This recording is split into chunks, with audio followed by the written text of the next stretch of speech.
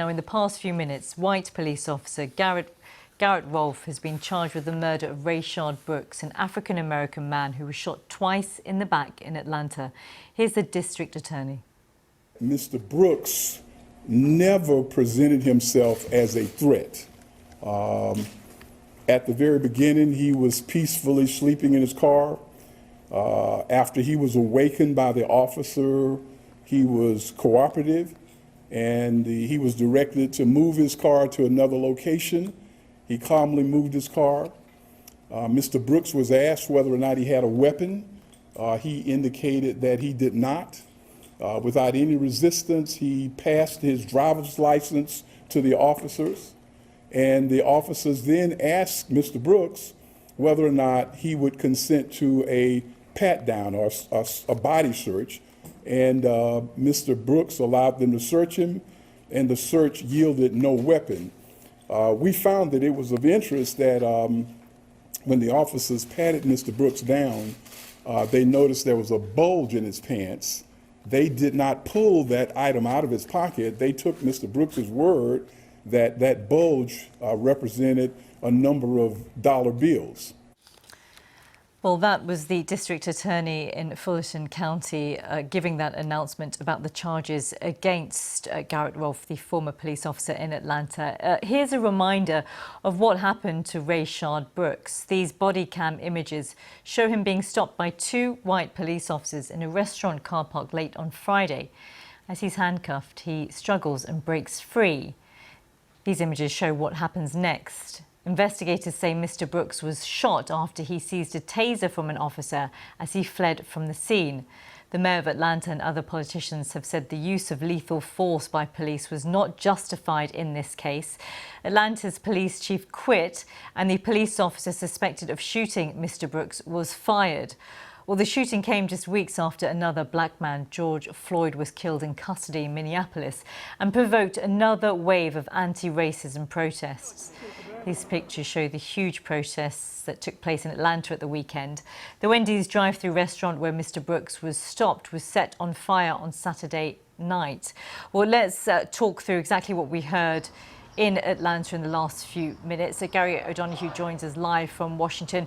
Gary, we heard there from Paul Howard, who is the district attorney, announcing that a murder charge has been filed against the former Atlanta police officer, Garrett Rolfe.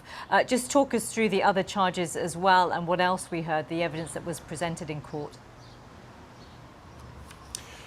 Well, we've heard an awful lot more detail than we knew before about what happened last Friday night. We know now, for example, that this encounter between Mr. Brooks and the police lasted for 41 minutes from beginning to end. The district attorney said that Mr. Brooks at all times was calm, he was cordial, he was cooperative, he never presented a threat, he was almost jovial. We've learned that the officer who shot him twice in the back didn't provide medical assistance to him. We knew that he was running away from that officer, which prohibits that officer from firing a taser, let alone a gun. We know that that officer discharged a third shot, which he's also been going to face charges over, which went into another vehicle close by the scene. And we also learned, shockingly now, that both officers, Garrett Rolfe and Devin Brosnan, assaulted Mr. Brooks while he was on the ground, that Mr. Rolfe kicked him and that Devin Brosnan stood on his shoulder while failing to give him medical attention. Now, the main charge that Mr. Rolfe is facing is felony murder. That means a murder charge that's a murder that takes place in the process of committing another offence, in this case aggravated assault. The maximum penalty for that is life imprisonment or the death penalty in Georgia. Georgia has the death penalty. The other officer, Devin Brosnan, intriguingly has decided to become a state witness in this case. And I can't emphasize enough, police officers rarely, if ever, testify against their colleagues in cases like this. It's incredibly rare. So this will make all sorts of sort of important sort of landmarks in this case because of that decision. He's expected, Devin Brosnan, to make a statement in the coming days. He's been granted bail. The other officer, Garrett Rolfe, who's facing the murder charge, will be taken into custody. OK, Gary, thank you very much for that update. Stay with us because earlier today, Senate Republicans unveiled a new police reform bill in the wake of the death of George Floyd. Unlike the rival Democratic Party legislation, the Republican bill is not expected to ban police chokeholds or allow victims of misconduct to sue police. Instead, it will rely on financial incentives to encourage adoption of reforms. The bill was crafted by Senator Tim Scott, the chamber's only Black Republican. This is what he had to say.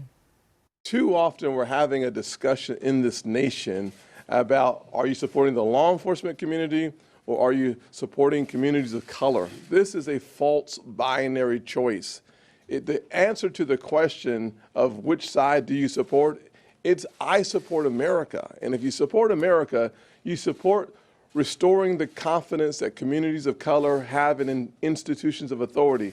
If you support America, that means you know that the overwhelming number of officers in this nation want to do their job, go home to their family. It is not a binary choice. Well, the brother of George Floyd has asked the United Nations to set up an independent commission to investigate the deaths of black people at the hands of US police. He told the United Nations Human Rights Council in Geneva via video link that the whole world saw how his brother was tortured and killed in Minneapolis. My brother George Floyd is one of the many black men and women that have been murdered by police in recent years. The sad truth is that the case is not unique. The way you saw my brother tortured and murdered on camera is the way black people are treated by police in America. You watched my brother die. That could have been me. I am my brother's keeper. You in the United Nations are your brothers and sisters keepers in America, and you have the power to help us get justice for my brother George Floyd. I'm asking you to help him. I'm asking you to help me. I'm asking you to help us, black people in America. Powerful words there from Philonise Floyd, the brother of George Floyd. Gary, listening to that, of course, against the backdrop of what we're talking about, the Senate Republicans unveiling a new police reform bill, how significant is that and how different is it from what's gone before? Well, the Senate Republicans, as you say, led by Tim Scott, the only Republican from an Afro-Caribbean background, have outlined their plans. There are some differences between that and what Democrats are planning on voting on in the House of Representatives next week. Both bills, in a sense, will go through their own houses at the same sort of time. The question after that is whether or not, if they both get through those votes, whether or not they can be reconciled, because the text has to be the same for it to become law. Now, there are some key differences, things such as qualified immunity, in other words, whether police officers can be prosecuted in the civil courts. Democrats very much want that to happen. Republicans very much do not want that to happen. Differences over whether or not to ban chokeholds, for example, to federally ban them. Republicans want to, as they describe it, incentivize police departments to do that. Democrats actually want to tell them to do that. So there are differences. We'll see if they can work them out. And that, of course, is all against the background of the White House and the President laying out his own executive order plans, which address some of these issues, but not all. And I think the question will be in the coming weeks whether or not they can find any compromise that will please everyone. I suspect they won't find a compromise that will please everyone, but will it be at least some kind of incremental step towards regularizing and restricting the amount of force and the kind of force that police officers use in these kinds of situations where black men seem to keep ending up dying?